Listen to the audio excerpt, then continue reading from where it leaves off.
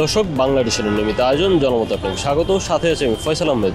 জনমতের আজকের বিষয়ে জুলাই অভ্যুত্থানে আহত হওয়া অনেকেই সুচিকিৎসা, পুনর্বাসন এবং রাষ্ট্রীয় স্বীকৃতির জন্য রাজধানীর বিভিন্ন সড়কে অবরোধ করছে। তাদের এই দাবি দাবাগুলোকে সাধারণ জনগণ কীভাবে দেখছে, চলুন জানা যাক। জুলাই আগস্টে যারা অভ্যুত্থানে যারা ছিল, তারা এই দেশের একজন নিঃস্বার্থে এই দেশের জন্য কাজ করছে।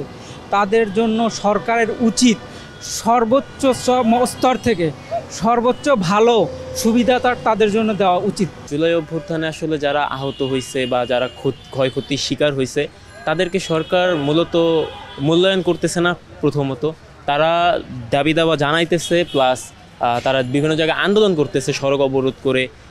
মূলত সরকার সেখানে নজর দিচ্ছে না, আর সরকার তাদের যে দাবি দেওয়াটা সেটাও আমলে নিচ্ছে না। জুলাই অভ্যুত্থানে তো অনেকে শহীদ হয়েছে, অনেকে আহত হয়েছে। এখন তারা অনেকে আছে, তারা এখনও নিজের পরিচয়টাও পায় নাই ঠিকমতো। আর তাদের মধ্যে তারা তাদের সুচিকিৎসাটা তার প্লাস পাশাপাশি যে তারা তাদের যে অধিকারটা সেটাও তারা পাচ্ছে না। অনেকে দেখা যাচ্ছে যে গুলি খেয়ে হাসপাতালে আছে, অনেকে পা হারায় গেছে, হাত হারায় গেছে। এটা তো সারা জীবনের জন্য অচল হয়ে যাচ্ছে, তাই না? তো আমার মতামত যারা বর্তমানে যে সকল স্টুডেন্টরা যারা আমাদের জুলাই অভ্যুত্থানে আহত হয়েছে এবং অঙ্গহানি হয়েছে, আমার মনে হয় তাদের পুনর্বাসন করা উচিত। মাত্র 30% টাকায় জমির মালিক হয়ে নতুন বাংলাদেশের গড়ে তোলার স্বপ্ন দেখা বাংলা বসতি। দেশ তো আসলে স্বাধীন হয় না, দেশ তো স্বাধীন একবারই হয়। এটা সংগ্রাম হয়েছে, ছাত্রদের সংগ্রাম হচ্ছে। তো এখন এটা সরকারের সম্পূর্ণ তার পৃষ্ঠপোষকতার উপর নির্ভর করতেছে। যারা এই সংগ্রামের সাথে যারা জড়িত ছিল, যারা তো তাদের যারা পঙ্গু হয়েছে, পা হারাইছে, কারো হাত হারাইছে, কারো মৃত্যুবরণ করছে, সেটা সম্পূর্ণ সরকারের এখতিয়ার। সরকার চাইলে এটা, এখন বর্তমানে অর্থমন্ত্রীকারী সরকার আছে, ওনারা চাইলে এটা করতে পারে। সেটা তাদের উপর ডিপেন্ডেন্ট আর কি। যারা এই আত্মত্যাগ করছে বা যারা পঙ্গু হয়েছে, যারা মনে করেন বিভিন্ন ধরনের ক্ষতিগ্রস্ত হয়েছে, এরাও দেশের জন্য করছে। এখন সরকারের উচিত এগিয়ে আসা, তাদেরকে মনে করেন সাহায্য সহযোগিতা দেওয়া। মূলত এখন আমাদের স্টুডেন্ট যারা আমরা আছি, আমাদের উচিত এদের পাশে দাঁড়ানো, প্লাস এদের জন্য কিছু যদি আমরা করতে পারি সেখানে আমরা করব। আর সরকারকে যদি আমরা জিনিসটা আমরা বলতে পারবো এতটুকু। তো সহযোগিতার সাথে যারা বিত্তবান আছে একটু আগাই যদি আসতো, তাহলে এদের খুব উপকার হইতো। যেমন 2-1 দেখা যাচ্ছে এককভাবে দায়িত্ব নিচ্ছে। লোক তো অল্প, এখন অসুস্থ হয়ে আছে। কালকে দেখলাম 100 কতজন যেন হাসপাতালে। সবাই একটু আগাই আসলে, আর সরকার তো সাধ্যমতো চেষ্টা করবে। হয়তো দেখা যাবে মুক্তিযোদ্ধা অনেক বাদ যাবে, ওই টাকাগুলো এখানে এসে পড়বে এক সময়, তখন হয়তো এদেরকে ভালো এখন দিতে পারতেছে না সরকার, হয়তো ওদের ভবিষ্যতে পারবে ইনশাল্লাহ। তাদেরকে চিকিৎসা অবশ্যই জরুরি ভিত্তিতে যাতে করা হয়, সেটা বর্তমানে যে সরকার আছে, সরকার প্রধান আছে, বা যারা সামাজিক কাজে আছে বা বড় বড় প্রতিষ্ঠানগুলো আছে, সেটা আসা উচিত। কারণ গণমানুষের দেশ হচ্ছে বাংলাদেশ। এখানে যদি একে অন্যকে আমরা সহযোগিতা না করতে পারি, আর যারা শহীদ তাদের যারা আহত হয়েছে, তারাও এক ধরনের শহীদের মতোই। তারা যদি মারা যাইতো তাহলে তারা শহীদের খাতায় নাম লাগাইতো। তো আমরা অমর শহীদকে পাইছি।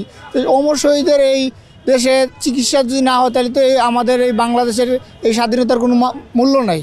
অনেকে আছে যে 2-4 জনকে হয়তো পুনর্বাসন করছে, কিন্তু সকলকে পুনর্বাসন করা হচ্ছে না। মিডিয়ার সামনে দেখাচ্ছে 1-2 জন, কিন্তু আরও যারা আমাদের বাংলাদেশে আরও প্রত্যন্ত অঞ্চলের অনেকে আছে, তারা হয়তো অনেকে এখন ঘরে পড়ে আছে, কিন্তু তারা ওইভাবে সুচিকিৎসাটা বা সুপুনর্বাসনটা তারা পাচ্ছে না। মাত্র 30% টাকায় জমির মালিক হয়ে নতুন বাংলাদেশের গড়ে তোলার স্বপ্ন দেখা বাংলা বসতি। আমি মনে করি সবার আগে সর্বোপরি ওদের সেবা প্রয়োজন। ওদের টাকা পয়সা, ওদের ফ্যামিলি, যাদের অঙ্গহানি হয়েছে, তাদের তো আর হাত পা চলে গেছে, তারা কিভাবে খাবে? তাদের জীবনটাই নষ্ট হয়ে গেল দেশের জন্য। সেই দেশের মানুষ হিসেবে, আমি সাধারণ মানুষ হিসেবে মনে করি যে ওই মানুষগুলোকে পাশে দাঁড়ানো খুব দরকার। আর এতে যদি সরকার হাত বাড়িয়ে না দেয়, তাহলে আমাদের মতো হতভাগা জাতি বলতে আর কেউ থাকবে না। এরা একেবারে দেশের জন্য হইয়া নিঃস্বার্থে মানুষের জন্য খাটছে। এরা না কোনো চাঁদাবাজি, না কোনো এরা সবাই দলমত নির্বিশেষে সাধারণ মানুষ, তারা যারা হয়েছে তাদেরকে সর্বোচ্চ সুবিধা দেওয়া উচিত। মানুষ একটা আশা করেই করে যে আমি যখন দেশের জন্য সংগ্রাম করব, তখন আমরা যেন ভালো থাকতে পারি, সুখী থাকতে পারি, সবাইকে নিয়ে সামাজিকভাবে পরিবেশ পরিস্থিতি সব কিছু যেন সুন্দর হয়, এটা সবারই কামনা থাকে। এখন দেখা যাচ্ছে যে এটা যদি ব্যাঘাত করে থাকে, তাহলে এটা ঠিক না। এটা আমরা একেবারেই মনে করছি যে এটা সমীচীন না।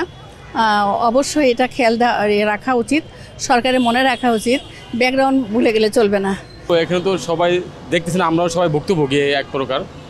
তো আসলে এদের পদক্ষেপ নেওয়া উচিত, আমাদের যে যারা উপদেষ্টা মণ্ডলী আছে তাদের সবাই পদক্ষেপ নেওয়া উচিত যে ওদের সাথে একটা সলিউশন বের করা, যারা এখনও রাস্তায় আছে, যারা আহত আছে তাদের চিকিৎসা বহন করা এবং সুবিচার, যেটা আমাদের বিগত দিনে যা হয়ে আছে যে সুবিচার আমরা নিশ্চিত চাই। তাদের যাতে ভালো চিকিৎসা করা হয়, যদি দেশে চিকিৎসা না হয় তাদেরকে বাহিরে নিয়ে যেন তাদেরকে ভালো চিকিৎসা দেওয়া হয়, যেহেতু একজন ফেসিস্টকে তারা দেশ থেকে বিতাড়িত করেছে, এজন্য তাদেরকে দেশের বাহিরে নিয়ে হলেও তাদের ভালো চিকিৎসা করার সরকারের উচিত। দর্শক, আজ এই পর্যন্তই। কাল শুনবো আপনার মত। দেখা হবে অন্য কোনো পথে। জানাবেন আপনার মতামত।